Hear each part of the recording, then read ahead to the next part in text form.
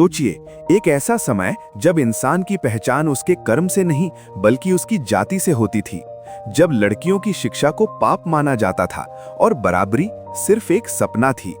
लेकिन उसी अंधेरे में एक चिंगारी जली जिसने पूरे भारत का भविष्य बदल दिया। ये कहानी है ज्योतिराव गोविंदराव फुले की। 11 अप्रैल 1827 को पुणे में एक साधारण माली परिवार में जन्मे ज्योतिबा फुले का जीवन आसान नहीं था।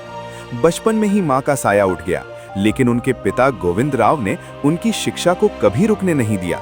वो समय ऐसा था जब शिक्षा सिर्फ ऊंची जातियों के लिए मानी जाती थी, लेकिन असली मोड़ तब आया जब एक दिन वो अपने ब्राह्मण मित्र की शादी में गए, जहां उनकी जाति के कारण उनका अपमान किया गया और उन्हें बारात से बाहर निकाल दिया गया। उस एक घटना ने उनके दिल और दिमाग को झंझोर दिया और उन्होंने ठान लिया कि अब इस अन्याय के खिलाफ लड़ना ही उनका जीवन उद्देश्य होगा। यहीं से शुरू हुई एक क्रांति।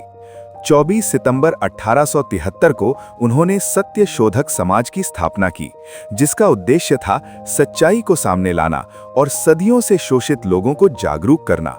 उन्होंने सिखाया कि ईश्वर तक पहुंचने के लिए किसी बिचौलिए की जरूरत नहीं होती और हर इंसान बराबर है। लेकिन उनकी सबसे बड़ी क्रांति थी शिक्षा। अपनी पत्नी सावित्रीबाई फुले के साथ मिलकर 1848 में लड़कियों के लिए भारत का पहला स्कूल खोला। उस समय जब लड़कियों को पढ़ाना पाप माना जाता था, ये कदम बहुत साहसी था।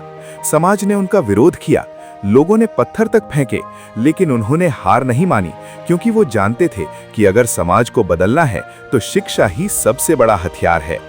ज्योतिबा फुले सिर्फ शिक्षा तक सीमित नहीं रहे, उन्होंने दलितों, किसानों और शोषितों के अधिकारों के लिए आवाज उठाई।